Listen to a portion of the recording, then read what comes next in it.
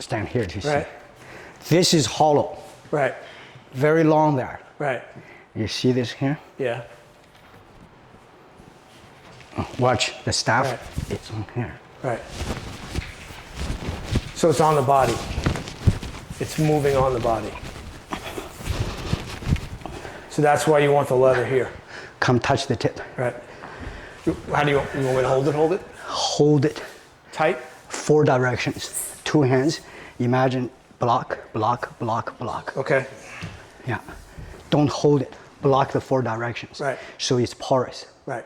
So no. Don't hold it. Okay. So no, don't hold it. Okay. I can do this, right. but you can catch me when I'm here. Okay. You can catch me when I'm okay. here. Okay. So now, when I'm not touching, right. Right. you feel that. Right. You feel that. Yeah. So this here, we used to do it bare chest because you wear this fabric out in 1 session. That's so you need a piece of leather. we used to bruise ourselves because it's cheaper. And this thing, I've never seen one. That's what Hong told me. They used to train like this, like sharpening something on it. Right. Now you see this here. Right.